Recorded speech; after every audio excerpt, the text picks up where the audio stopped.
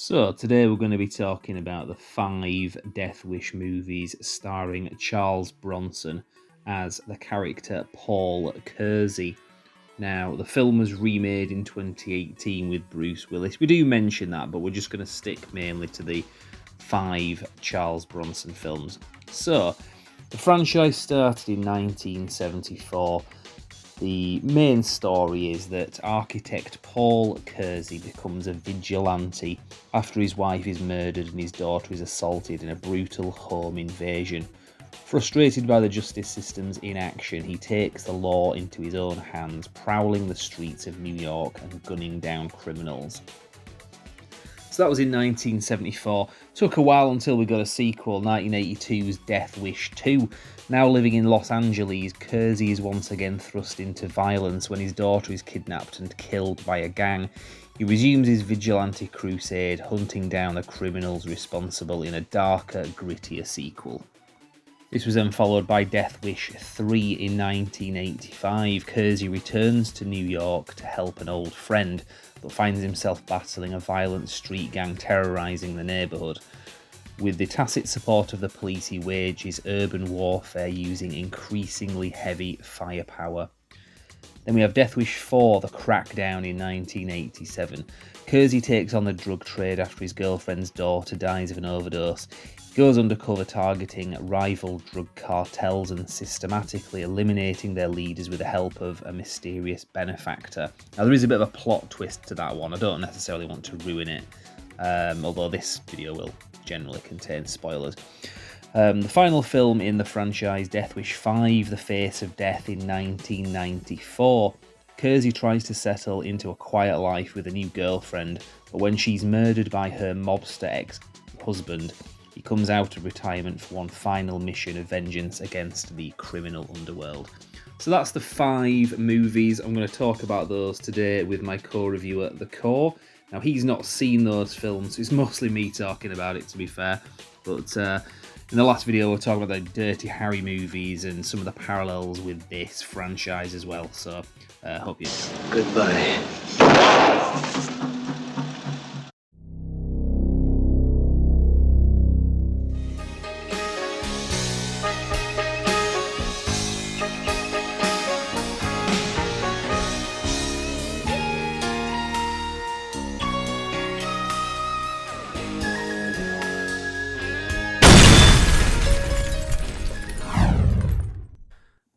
Hello and welcome to Brand X Reviews. So this is kind of a follow-up to the last video where we were talking about the Dirty Harry movies.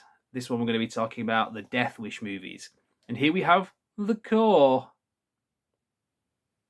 Yeah, I've got next to nothing to say on this because I've not seen them, or seen them so long ago I cannot fucking remember them to save my life. Yeah, well, I'll take the lead on it and you can chip in terms of the sort of conversation. So what we're talking about with the Dirty Harry movies, there's 5 of them.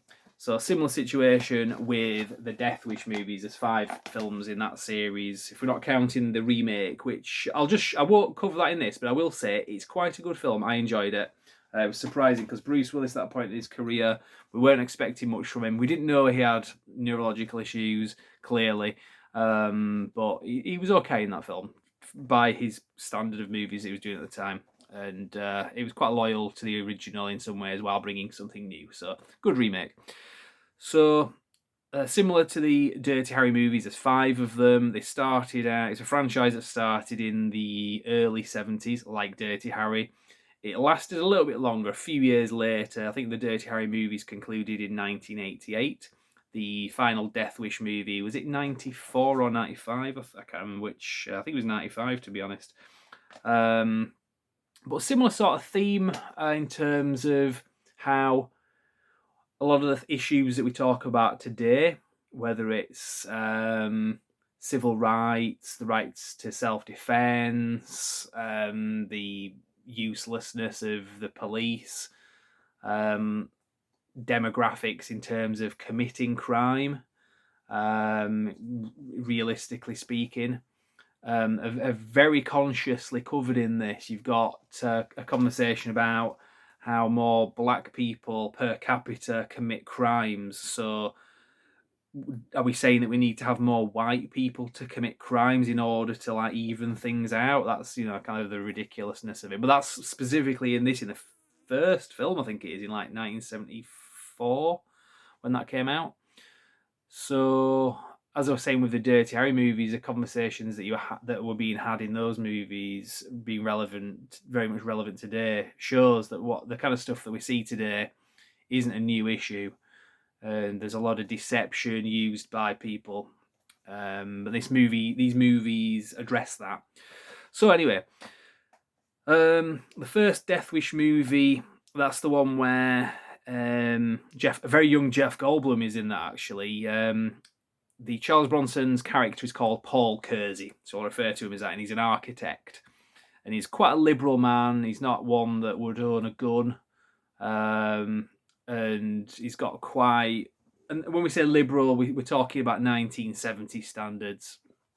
Yeah, it's kind of annoying that it's become so kind of charged that you're going to make that fucking distinction.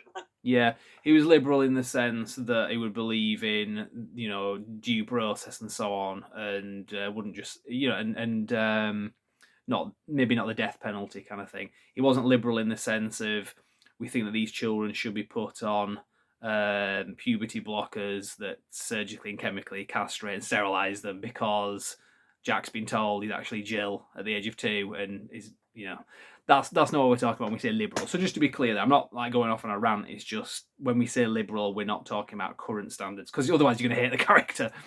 So in the first film, he has a change of opinion very drastically because his wife and daughter are sexually attacked. His wife gets killed, and his daughter is left catatonic for the rest of the movie.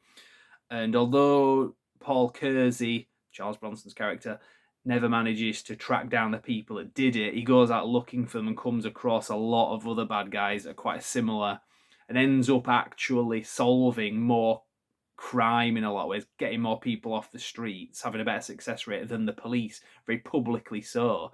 And you start to see copycats, and it's in the media. This is in Chicago.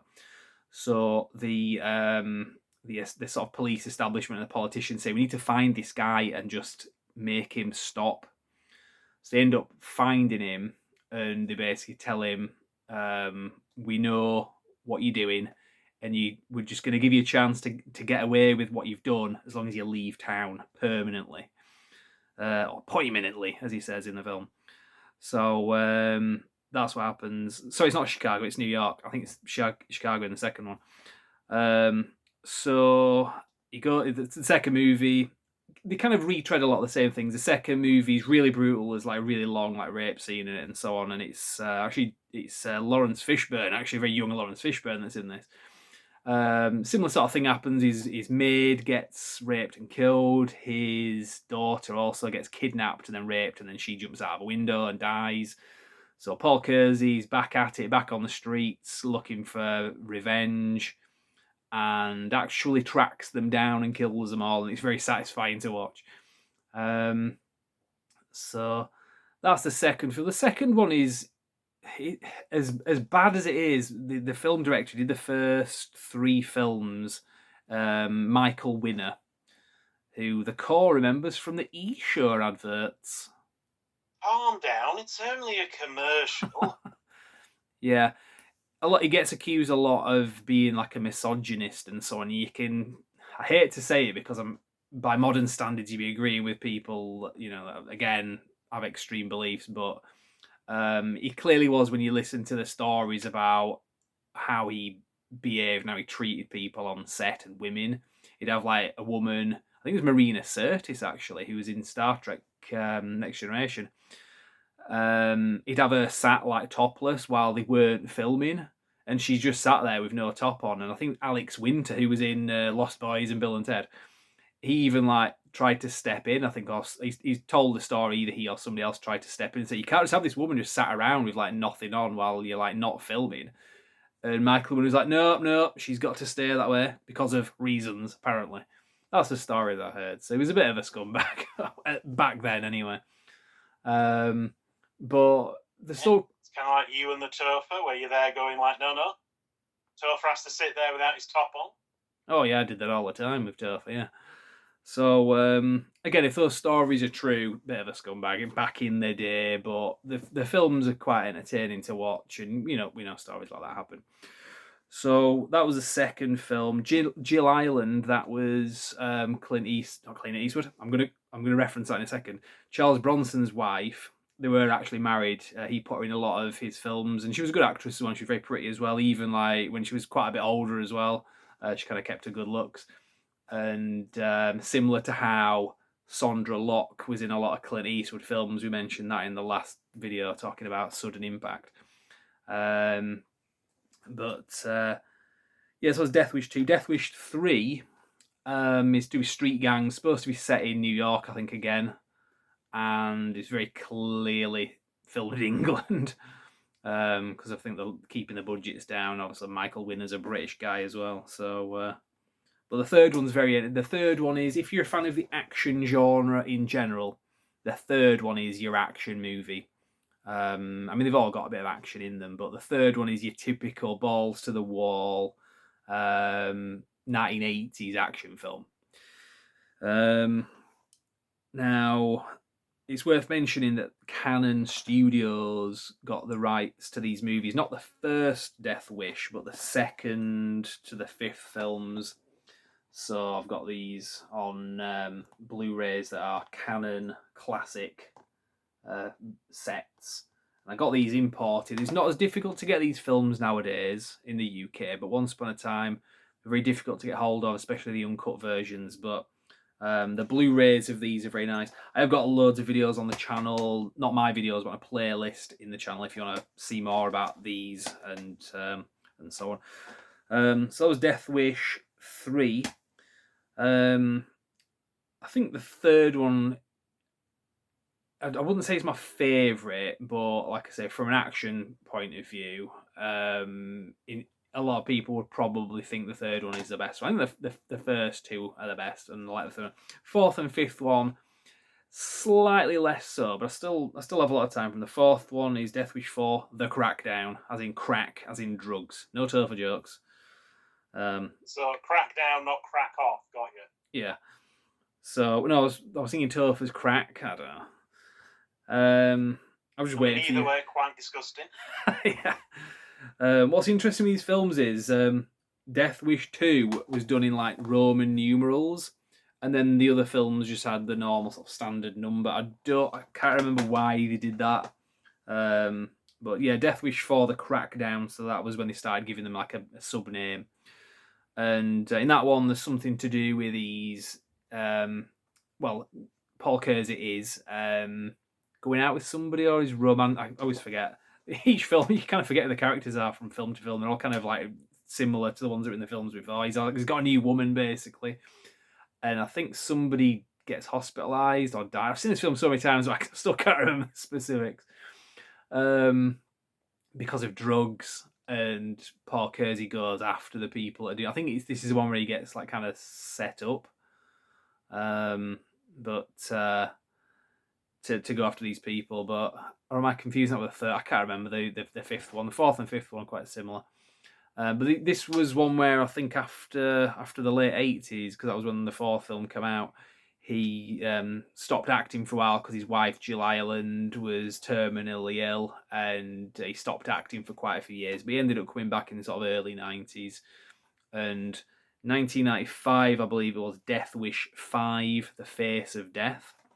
In that one, there's like a really abusive gangster, and yeah, he's just kind of a general scumbag. There's not much story to it as such, but there's some like really corrupt bad guys, and the woman that he's involved with gets killed, and he goes after the bad guys. And it's Michael Parks, who you might remember from, you'll remember from Dusk Till Dawn. It was Earl McGraw that gets shot in the petrol station at the beginning. He's the bad guy in this. So they're all good. They've got the one-liners. There's some classic one-liners in these, similar to the Dirty Harry movies. So there's a lot of similarities between the two franchises. I know you're saying these aren't films that you've seen, have you? the core. Are you there, core? No. Bloody hell. So yeah, the one thing I'll say in contrast to the Dirty Harry movies, the Death Wish ones aren't quite as skillfully made. They're a little bit more rough around the edges, at least with the Dirty Harry movies. These are like big, memorable movies that did very well. Whereas the Death Wish movies are a bit lower budget. They're a little bit more gritty and a little bit more hard-hitting and brutal. And some of the sort of attitudes in them, what they don't do like the Dirty Harry movies, as we were saying in the last video, the Dirty Harry movies mixed it up. So whereas the first film was criticised as being quite heavy-handed and kind of glorifying, not so much police brutality, maybe you could say that, but going above and beyond the law in order to get the bad guy, the second film will then show the other side of it and show what happens when that is taken too far, and then Dirty Harry is on the other side of that, kind of on the receiving end of it, and having to sort it out. And they kind of mixed it up from the first 4 Dirty Harry movies, whereas the Death Wish movies kind of all repeat the same kind of thing. Well, they do get into a lot of that sort of conversation about demographics and so on, and it's just the kind of harsh reality of it. Although it's very much exaggerated in this, and a lot of the villains are very comic booky, unlike what you get with some of the Dirty Harry movies, maybe. I mean, you think the Scorpio killer in the first Dirty Harry movie is like animated and just a bit like off his face. A lot of especially like when you look at the gang that's in Death Wish 2, they're like very brutal, but it's like I say, it's very much like something you would see in like a Jim Carrey The Mask movie or some of the kind of villains that are in that. Whereas he's supposed to be kind of gritty and like maybe more grounded than The Mask, but I just kind of use that as an example of something that's a bit sort of hyper. So, but having said that, I love these movies. I might have been sort of criticising them and so on, but because there's a lot to sort of not to hate about them, but a lot to dislike about them. But they are very entertaining, and as I say, the Bruce Willis remake is pretty good as well. It's not his best. It's not Bruce Willis on top form. We know he's had what was it, aphasia, and then that we found out that he had a few years ago, and then he's got full blown dementia, I think, hasn't he, or something like that. Is that right, Cole? Yes. So Bruce Willis had to retire due to a condition known as aphasia. The core has to retire due to a condition known as working. Ooh.